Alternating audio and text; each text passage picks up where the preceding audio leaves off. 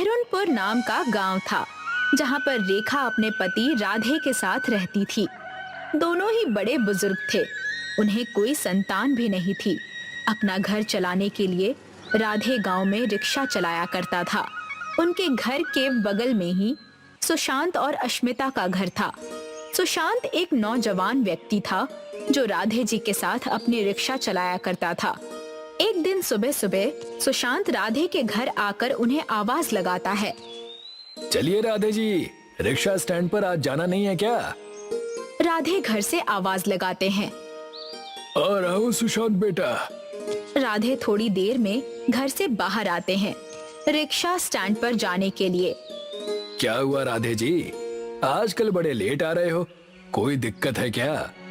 सुशांत बेटा, उम्र के साथ थकावट बढ़ती जा रही है, नींद से उठना भी अब कठिन होता जा रहा है।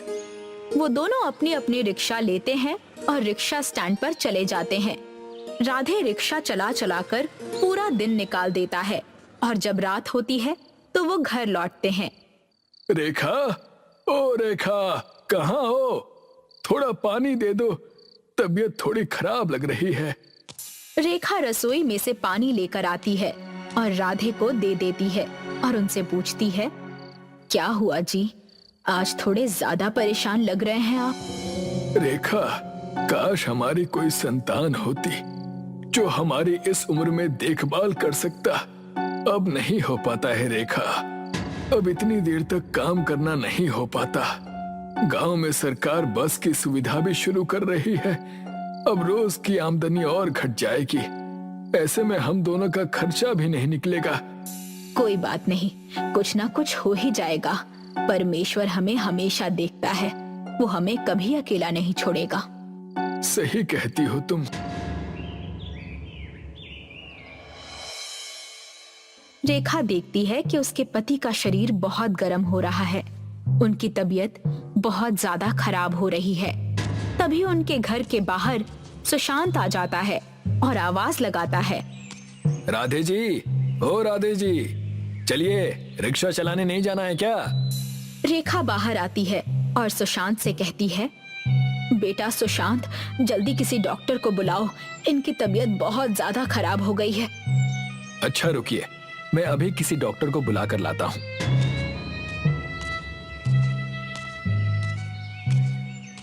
सुशांत गांव के डॉक्टर को जल्दी से बुलाकर लाता है। इनकी तबीयत तो बहुत खराब है, इन्हें आराम की जरूरत है। नहीं, मैं काम कर सकता हूँ। माफ कर दीजिए, मगर आपने आराम नहीं किया तो ये आपके लिए बहुत हानिकारक हो सकता है। डॉक्टर कुछ दवाइयां लिखकर जाते हैं। सुशांत दवाइयों की पर्ची लेता है और रेखा से कहता है, ये तो बड़ी ही महंगी दवाई है, आप इसे कैसे खरीदेंगी? राधे जी तो अभी रिक्शा भी नहीं चलाते हैं। मैं करूंगी, कहीं से भी पैसे लाकर अपने पति की तबीयत को ठीक करूंगी। सुशांत अपने घर लौटता है। तभी उसकी पत्नी अश्मिता उससे कहती है, कहाँ थे आप? आपको काम नहीं करना है क्या? जब देखो राधे जी करते रहते हो। गांव में बस की सुविधा शुरू हो जाएगी कल से, तब कैसे कमाएंगे पैसे? और लो, उनकी वजह से आपने आज भी छुट्टी कर ली। अरे बिल्कुल चिंता मत करो, राधे जी की तबीयत खराब है, वो रिक्शा नहीं चलाएंगे कल से, तो मैं उनके बने हुए ग्राहकों को अपने पास खींच लूंगा और फिर क्या, मैं ज्यादा मुनाफा कमाऊंगा। चलो आज थोड़ा आराम कर लेते हैं, कल से मैं रिक्शा चलाना शुरू करूंगा। अगला दिन होता है। जब सुशांत अपनी रिक्शा की तरफ जा ही रहा होता है, तब वो देखता है रेखा हाथ में चाबी लिए कहीं जा रही है। सुशांत उनसे पूछता है, सुप्रभात रेखा जी, कहाँ जा रही हैं इतनी सुबह सुबह? मैं जा रही हूँ रिक्शा चलाने के लिए। अगर मैं काम नहीं करूंगी तो पैसे कैसे आएंगे और मैं अपने पति की दवाइयाँ कैसे खरीदूंगी? आपने पहले कभी रिक्शा चलाई है? आपको रिक्शा चलानी आती है? हाँ बेटा, मुझे रिक्शा से लेकर गाड़ी तक सब चलाने आता है। चलो मैं चलती हूँ, आज मुझे मेरे पति के बनाए हुए कई सारे ग्राहकों को उनकी मंजिल तक छोड़ना है। रेखा वहां से अपनी रिक्शा के पास पहुंचती है और चालू करके वहां से निकल जाती है और सुशांत मन ही मन सोचता है, ये बूढ़ी औरत क्या कर लेगी, आखिर कितनी मेहनत कर लेगी ये। रेखा रिक्शा स्टैंड पर पहुंचती है और देखती है कि कोई भी रिक्शा में नहीं बैठ रहा है। तभी एक आदमी वहां से गुजरता हुआ रेखा से कहता है, अरे अम्मा जी, रिक्शा चलाना छोड़ दीजिए। अब से सब लोग बस में ही जाया करेंगे। जितनी दूर जाने के लिए आप लोग 30 रुपए लेते हैं, बस उन्हें सिर्फ 5 रुपए में पहुंचा देगी। जाइए जाइए, ये रिक्शा बेच दीजिए। रेखा काफी इंतजार कर चुकी थी, मगर कोई भी उसकी रिक्शा में नहीं बैठ रहा था। देखते ही देखते दोपहर के 3 बज जाते हैं और वो निराश होकर रिक्शा लेकर घर आने लगती है। अगर ऐसा ही रहा तो मेरे पति की दवाइयाँ कैसे आएंगी? अब मैं क्या करूं? जब वो खुद से बात कर ही रही थी, तभी उसी वक्त एक साधु रिक्शा रुकाता है। रेखा उन्हें देखकर अपनी रिक्शा रोक लेती है। आपका शुक्रिया, धन्यवाद आपका कि आपने मुझे देखकर रिक्शा रोकी। मैं कई दिनों से यात्रा कर रहा था। अब मुझे घर जाना है, मगर मेरे पैरों में छाले पड़ गए हैं। कोई बात नहीं साधु जी, आप मेरी रिक्शा में बैठ जाइए। मैं आपको आपकी मंजिल तक छोड़ दूंगी। साधु रिक्शा में बैठ जाता है और रेखा साधु को टहरुनपुर के पहाड़ के पास जाकर छोड़ देती है। मगर उतरने के बाद साधु कहता है, मुझे यहाँ छोड़ने के लिए आपका धन्यवाद, मगर मेरे पास आपको देने के लिए कुछ भी नहीं है। कोई बात नहीं साधु जी, आपकी सेवा करने का मुझे मौका मिला, यही मेरा सौभाग्य है। इतनी उम्र होने के बाद भी आप इतनी मेहनत कर रही हैं। अवश्य आपको कोई परेशानी होगी। साधु अपने झोले में हाथ डालता है और एक रिक्शा पर लटकाने वाली छोटी सी चिड़िया की गुड़िया रेखा को देता है और कहता है, ये लीजिए, इसे अपनी रिक्शा में टांग लीजिएगा। आप जैसे ही इसे टांगेंगी, आपकी रिक्शा उड़ने लगेगी। इतना कहकर साधु वहाँ से चला जाता है और रेखा उस चिड़िया की गुड़िया को देखती है और अपनी रिक्शा पर टांग लेती है। वैसे ही रिक्शा के आजू बाजू में पंख आ जाते हैं और रिक्शा उड़ने लगती है। अरे, ये रिक्शा तो सच में उड़ रही है। वाह, क्या बात है। रेखा रिक्शा उड़ा उड़ा कर रिक्शा स्टैंड पर पहुंचती है। वो आदमी एक बार फिर रेखा के पास आता है, जिसने रेखा को रिक्शा बेचने के लिए कहा था। मुझे माफ कर दीजिए, क्या आप मुझे आपके रिक्शा से, मेरा मतलब रॉकेट रिक्शा में बैठाएंगी? मैं आपको पूरे 200 रुपए दूंगा। कृपया करके मुझे आपके रॉकेट रिक्शा की एक बार सैर करवा दीजिए। हाँ हाँ, क्यों नहीं, बैठिए रॉकेट रिक्शा में। धीरे धीरे सब रेखा की रॉकेट रिक्शा में बैठना चाहते थे। हर दिन रेखा लोगों को रॉकेट रिक्शा में बिठाकर एक गांव से दूसरे गांव छोड़ रही थी। ऐसे करके दवाइयों के पैसे भी निकल जाते थे और राधे की तबीयत भी ठीक होने लग गई थी। मगर ये बात किसी को खटक रही थी, अश्मिता और सुशांत को। देख रहे हो गांव में क्या हो रहा है? सब आपकी वजह से हो रहा है। एक तरफ से बस ने धंधा खत्म कर दिया और दूसरी तरफ ये रॉकेट रिक्शा। कुछ करना होगा पतिदेव, नहीं तो जीना मुश्किल हो जाएगा। चिंता मत करो भाग्यवान, रेखा और राधे मुझ पर बहुत भरोसा करते हैं, इसीलिए मुझे उन्होंने बता दिया कि उनकी रिक्शा उड़ती क्यों है। कैसे? उनकी रिक्शा कैसे उड़ रही है? एक चिड़िया की गुड़िया उनके रिक्शा पर टंगी हुई है, जिसे रेखा हमेशा उतार कर अपने घर ले जाती हैं। बस हमें वो चुराना है। बस इतनी सी बात? चुराने में तो एक्सपर्ट हूँ मैं। बस आप मुझ पर छोड़ दीजिएगा। रेखा पूरे दिन रॉकेट रिक्शा उड़ाकर थक कर घर आती है। राधे जल्दी खाना खाकर सो जाते हैं। काफी रात हो जाती है। उसी समय अश्मिता रेखा के दरवाजे को ठकठकाती है। रेखा जी आई। रेखा अश्मिता की आवाज सुनकर दरवाजा खोलती है और देखती है कि वो हाथ में एक बस्ता लेकर आई है। क्या हुआ बेटी, इतनी रात को कैसे आना हुआ? कोई तकलीफ? माँ जी, मेरे घर में प्याज खत्म हो गए हैं, क्या आप मुझे 2 प्याज दे सकती हैं? इतनी रात को तुम खाना बना रही हो और 2 प्याज के लिए झोला लेकर आई हो। वाह, कभी कभी मैं तुम्हें समझ ही नहीं पाती। रुको, मैं लेकर आती हूँ रसोई से। रेखा रसोई घर में प्याज लेने जाती है और अश्मिता देखती है कि वो चिड़िया की गुड़िया वहीं टेबल पर पड़ी हुई है। अश्मिता जल्दी से अंदर जाकर उस गुड़िया को उठाकर अपने झोले में डाल लेती है। रेखा 2 प्याज लेकर आती है और अश्मिता को दे देती है। आपका बहुत बहुत धन्यवाद रेखा जी। ये कहकर अश्मिता घर लौट जाती है। ये देखिए पतिदेव, कहा था ना कि ले आऊंगी। वाह भाग्यवान, तुम्हारा तो कोई जवाब ही नहीं है। सुबह होने से पहले ही हम अपने रिक्शा को उड़ाने लगेंगे, क्या कहती हो? हाँ पतिदेव, चलिए, मुझसे तो इंतजार ही नहीं हो रहा है अपनी रिक्शा को उड़ाने के लिए। सुबह होने से पहले ही अश्मिता और सुशांत अपनी रिक्शा में आ जाते हैं, मगर जैसे ही सुशांत अपनी रिक्शा में वो गुड़िया लटकाता है, उस गुड़िया का रंग लाल हो जाता है। इसका रंग लाल क्यों हो गया? पता नहीं। अचानक से रिक्शा अपने आप उड़ने लगती है और सुशांत के संतुलन से बाहर हो जाती है। उड़ते उड़ते वो लोग एक गांव से दूसरे गांव में आ जाते हैं, एक अलग ही देश में पहुंच जाते हैं। अरे, हम कहाँ जा रहे हैं? पता नहीं भाग्यवान। उनकी रिक्शा रूस के एक जंगली इलाके में आकर रुक जाती है और वो चिड़िया गुड़िया अपने आप गायब होकर अपनी जगह पर आ जाती है। अब सुशांत और अश्मिता को रिक्शा चला चला कर इंडिया आना पड़ेगा और रेखा अपनी रॉकेट रिक्शा चलाने लगती है, हर दिन की तरह। एक गांव में सुधा नाम की बूढ़ी औरत रहा करती थी। उसके परिवार में उसका बड़ा बेटा निरंजन और उसकी बेटी शिखा ही थी। उसकी बेटी शिखा गांव में ब्यूटी पार्लर चलाया करती थी। एक दिन की बात है, सुधा सोकर उठी तो उसने देखा कि उसकी बेटी तैयार होकर कहीं जा रही थी। शिखा, इतनी सुबह सुबह तैयार होकर तुम कहाँ जा रही हो? अभी तो ब्यूटी पार्लर खोलने का टाइम भी नहीं हुआ। मैं ये शहर छोड़कर जा रही हूँ माँ, अब मुझे इस गांव में नहीं रहना। ये कैसी बात कर रही हो तुम? नहीं रहने से तुम्हारा क्या मतलब है? तभी सुधा का बेटा निरंजन वहां आकर बोला, शिखा, तुम बताते क्यों नहीं माँ को कि तुम ये शहर ही नहीं बल्कि देश भी छोड़कर जा रही हो, वो भी मेरे साथ। सुधा अपने बेटे की ओर देखकर बोली, बेटा, ये कैसी बातें कर रहे हो तुम?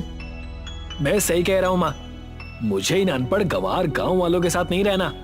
आपसे मैं कई बार अपने मन की बात कह चुका था, लेकिन एक आप हैं जो इस गांव को छोड़ने के लिए तैयार ही नहीं है।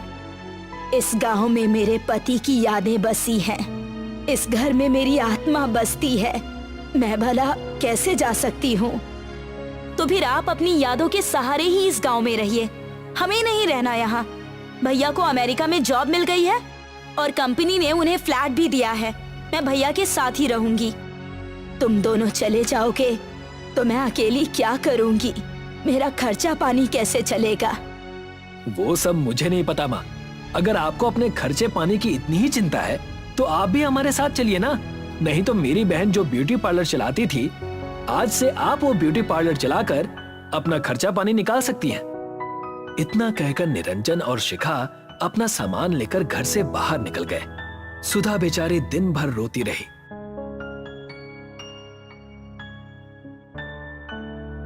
अगले दिन सुधा अपने आप से बोली, मेरे बच्चे अपने आप को समझते क्या हैं?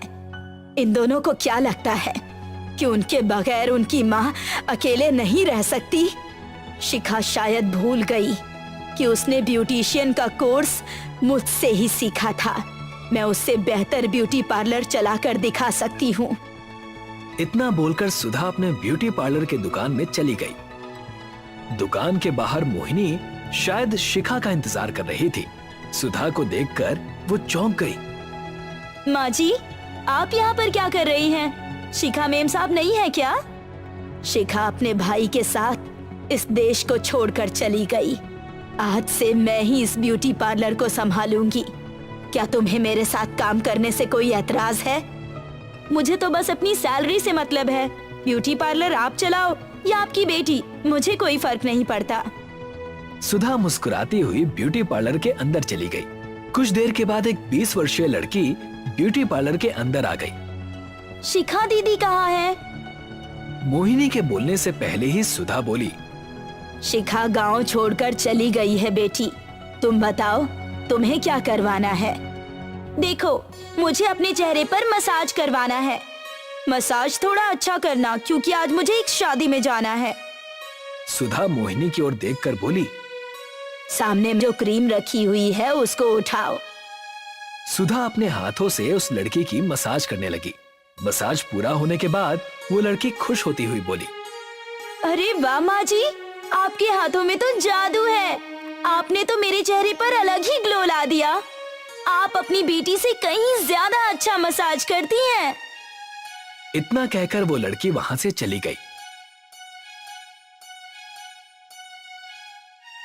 अगले दिन वही लड़की कुछ और लड़कियों को लेकर ब्यूटी पार्लर के अंदर आ गई और सुधा की ओर देखकर बोली, माँ जी, कल मैं जिस फंक्शन में गई थी वहाँ के लोग मुझे घूर घूर के देख रहे थे। जानती है क्यों? सिर्फ आपके किए हुए मसाज की वजह से। और मेरी दोस्त भी मुझसे जिद करने लगी कि वो भी आप ही के हाथों से मसाज करवाएगी। ये तो बहुत अच्छी बात है बेटी। सुधा सबका मसाज करने लगी। कुछ ही दिनों में सुधा का ब्यूटी पार्लर पहले से और ज्यादा अच्छा चलने लगा। समय ऐसे ही बीतने लगा। कुछ महीनों बाद सुधा के ब्यूटी पार्लर पर एक लग्जरी कार आकर रुक गई। कार के अंदर से एक लंबा चौड़ा व्यक्ति एक लड़की के साथ ब्यूटी पार्लर के अंदर आकर सुधा से बोला, मेरा नाम कर्मदास है, मैं एक विधायक हूँ। कल मेरी बेटी की शादी है। सुना है कि आप मेकअप बहुत अच्छा करती हैं। ये तो मेरे लिए बहुत ही सौभाग्य की बात है विधायक जी, जो आप इतना विश्वास करके अपनी बेटी को यहाँ लेकर आए। मैं आपकी बेटी को इतनी सुंदर बना दूंगी कि उसके विवाह के समय उसके चेहरे पर से किसी की नजर नहीं हटेगी। सुधा विधायक की बेटी के चेहरे पर मसाज करने लगी। विधायक खुश होकर चला गया, मगर कुछ ही देर बाद वो कुछ गुंडों को लेकर आ धमका, ये तुमने बिल्कुल भी अच्छा नहीं किया। मैं तुम्हारा मसाज पार्लर बंद करवा दूंगा। ये कैसी बातें कर रहे हैं आप विधायक जी? अचानक आपको क्या हो गया? कुछ देर पहले तो आप बड़े खुश होकर गए थे। तुमने मेरी बेटी के चेहरे पर क्या किया है? जब से वो अपने चेहरे पर मसाज करवा कर घर गई है, उसके चेहरे पर खुजली हो रही है। जानती हो, तुमने उसका पूरा चेहरा खराब कर दिया है। मुझे शहर से डॉक्टर बुलवाना पड़ा। मेरी समझ में नहीं आ रहा कि मैं क्या करूं।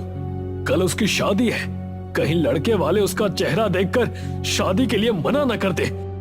मैंने तो उसी क्रीम से मसाज किया था जिस क्रीम से मैं हर लड़की की मसाज करती हूँ। वो सब मुझे नहीं पता। आज के बाद ये ब्यूटी पार्लर अब नहीं चलेगा। इतना कहकर विधायक ने सुधा को ब्यूटी पार्लर से बाहर निकाल दिया और उसके पार्लर में ताला लगा दिया। बेचारी सुधा उदास मन से अपने घर पर थी कि तभी मोहिनी वहां पर आ गई। माँ जी, आपका ब्यूटी पार्लर तो बंद हो चुका है। अब मुझे मेरी तनख्वाह दे दीजिए आप। ये तुम कैसी बातें कर रही हो बेटी?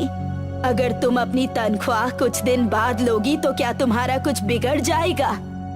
माँ जी, मुझे किसी चीज से कोई मतलब नहीं है। मुझे बस मेरे पैसे चाहिए, लेकिन इस वक्त मेरे पास पैसे नहीं है।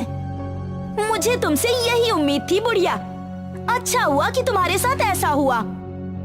इतना कहकर मोहिनी गुस्से में वहां से चली गई और सीधे उस गांव के मुखिया के घर पर आ गई। मोहिनी को देखकर मुखिया मुस्कुराता हुआ बोला, आखिरकार तुमने वो करके दिखा ही दिया जो तुमने मुझसे करने का वादा किया था। अब मैं इस गांव में अपनी बेटी का ब्यूटी पार्लर खोलूंगा और तुम्हें 2 गुनी तनख्वाह पर वहां पर रखूंगा। लेकिन अभी आपको उस बुढ़िया का जीना और हराम करना होगा। मुझे लगता है कि वो बुढ़िया ऐसे ही चुप नहीं बैठेगी। चिंता मत करो, उसके लिए मैंने कुछ सोच रखा है। अगले दिन मुखिया कुछ व्यक्तियों को लेकर सुधा के घर पर आ गया और सुधा से बोला, तुमने हमारे गांव का नाम खराब किया है, इसीलिए तुम्हें इस गांव को छोड़कर जाना होगा। ये कैसी बातें कर रहे हैं आप मुखिया जी? सही कह रहा हूँ मैं। तुमने विधायक जी की बेटी का चेहरा खराब कर दिया। अगर तुम यहाँ पर रुकी तो पता नहीं तुम किस किस का चेहरा खराब कर दोगी। मैंने ऐसा जानबूझकर नहीं किया। वो सब मुझे नहीं पता। अगर तुम सीधे तरीके से यहाँ से नहीं जाओगी तो मजबूरन गांव वाले तुम्हें धक्के देकर यहाँ से निकाल देंगे। लेकिन मुखिया जी, मैं बूढ़ी बेसहारा कहाँ पर जाकर भटकूंगी। मुझे उससे कोई मतलब नहीं, यहाँ से निकल जाओ।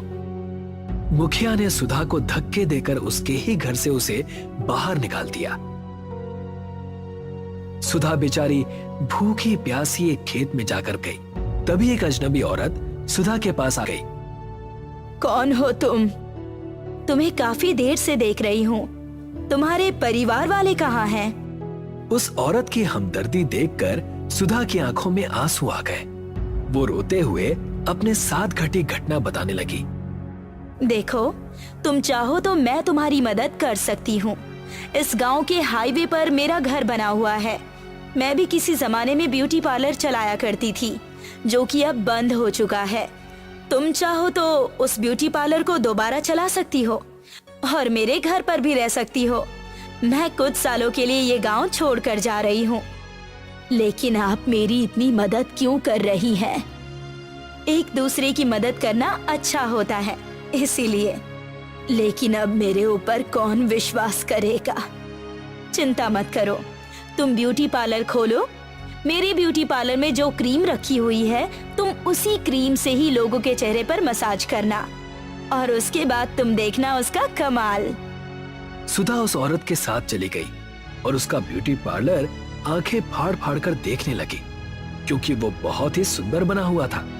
वो औरत सुधा को सब कुछ समझाकर वहां से चली गई। अगले दिन सुधा ब्यूटी पार्लर खोलकर बैठ गई। कुछ ही देर बाद बूढ़ी औरत सुधा के ब्यूटी पार्लर के अंदर आ गई। क्या आपको अपनी बेटी का मसाज करवाना है? लेकिन आपके साथ तो कोई नजर नहीं आ रहा। ये कैसी बातें कर रही हो तुम? क्या बूढ़ी औरत को मसाज करवाने का कोई अधिकार नहीं? मेरे चेहरे का मसाज करो। मैं भी आजकल की जवान लड़कियों से कम नहीं। सुधा मुस्कुराते हुए उस बूढ़ी औरत का मसाज करने लगी और वो जवान हो गई। मैं तो जवान हो गई? ऐसा कैसे संभव हो सकता है? ये तो मेरी भी समझ में नहीं आया कि ऐसा चमत्कार कैसे हुआ। बूढ़ी औरत अब जवान हो चुकी थी। उसने ढेर सारे पैसे सुधा के हाथ में रख दिए। एक दिन सुधा के मन में एक विचार आया और वो अपने आप से बोली, हमारे देश में बहुत सी ऐसी लड़कियां हैं जो ज्यादा उम्र होने की वजह से अपने घर पर बैठी हुई हैं और कोई भी उनसे विवाह नहीं करता। आज के बाद मैं उन लड़कियों की मसाज मुफ्त में करूंगी। सुधा ने अखबार में एक ऐड दे दिया। ऐड देते ही उसके मसाज पार्लर में और लड़कियों की लाइन लगने लगी, जो उम्र ज्यादा होने की वजह से बूढ़ी नजर आती थी।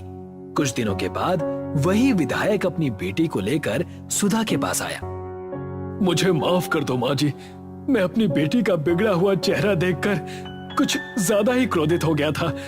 मैंने आपको अपमानित किया।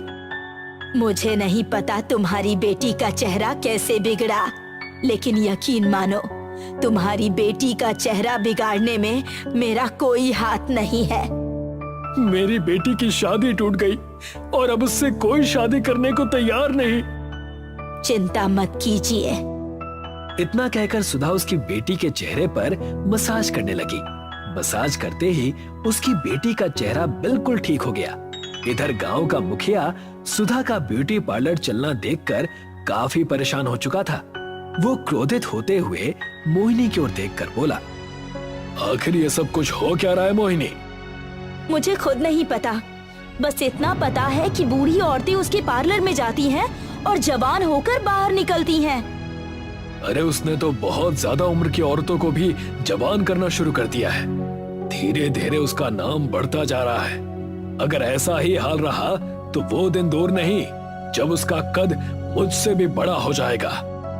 बड़ा हो नहीं जाएगा, बल्कि बड़ा हो चुका है। शायद आपको पता नहीं कि जिस विधायक की बेटी का चेहरा मेरी वजह से बिगड़ा था, कल उस बुढ़िया ने उसका चेहरा बिल्कुल सही कर दिया।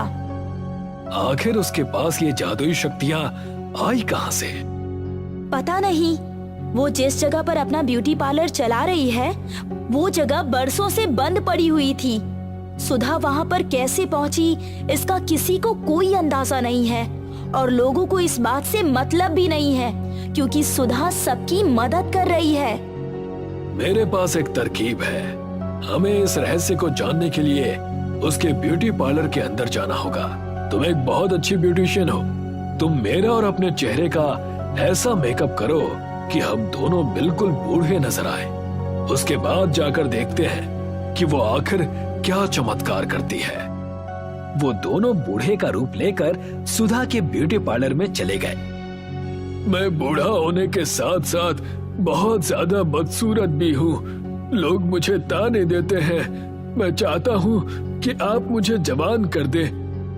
मैं सिर्फ लोगों के चेहरे का मसाज करती हूँ। वो कैसे जवान हो जाती हैं, ये मुझे भी नहीं पता। वैसे तुम्हारे साथ में ये कौन है? ये मेरी पत्नी है। सुधा ने उन दोनों के चेहरे पर मसाज कर दिया, मगर उन दोनों के चेहरे पर कोई परिवर्तन नहीं आया। मेरा चेहरा तो बिल्कुल वैसा का वैसा ही है। मैं तो जवान ही नहीं हुआ। इसका मतलब तुम लोगों को धोखा दे रही हो। मैं तुम्हारी पुलिस में शिकायत करूंगी। इतना कहकर मुखिया और मोहिनी वहां से निकलकर घर पर आ गए। हम दोनों के चेहरे पर तो ऐसा कुछ भी नहीं हुआ मोहिनी। लगता है कोई दूसरा तरीका अपनाना पड़ेगा। अब इस मेकअप को साफ कर दो। सुधा अपने और मुखिया के चेहरे का मेकअप साफ करने लगी, मगर मोहिनी के लाख कोशिश करने के बावजूद मेकअप साफ नहीं हुआ। क्या हुआ मोहिनी? तुम्हारा मेकअप मेरे चेहरे से उतर क्यों नहीं रहा? मुझे नहीं पता मुखिया जी कि ये सब कुछ कैसे हुआ। मेरे भी चेहरे से मेकअप नहीं उतर रहा। ऐसा लग रहा है जैसे कि ये मेकअप हमारे चेहरे के अंदर बस गया हो। मुखिया और मोहिनी घबराकर सीधे सुधा के पास चले गए। मुझे माफ कर दो। मुझे भी माफ कर दीजिए। मेरी ही वजह से आपका ब्यूटी पार्लर बंद हुआ था। मैंने ही आपको खराब क्रीम दी थी, जिसकी वजह से विधायक जी की बेटी का चेहरा बिगड़ा। अब हम दोनों को प्लीज ठीक कर दीजिए। तुम दोनों यहाँ से जा सकते हो। शायद ईश्वर ने तुम्हें तुम्हारे कर्मों की सजा दी है। और रही बात जवान होने की, तो मैं सिर्फ लोगों का मेकअप करती हूँ। वो कैसे जवान हो जाती हैं मुझे भी नहीं पता। मोहिनी और मुखिया मुंह लटकाकर रोते हुए वहां से चले गए। तभी वहां पर एक तेज प्रकाश हुआ और वही औरत जिसने सुधा की मदद की थी सामने निकल कर आई। कौन हो तुम? मैं मेकअप की देवी हूँ। तुम्हें परेशान देखकर मैंने तुम्हारी सहायता की। तुमने जिस तरह से उन लड़कियों की सहायता की है जिनके रिश्ते नहीं हो पाए, मुझे तुम पर बहुत गर्व है। आज से ये ब्यूटी पार्लर तुम्हारा हुआ। इतना कहकर वो गायब हो गई।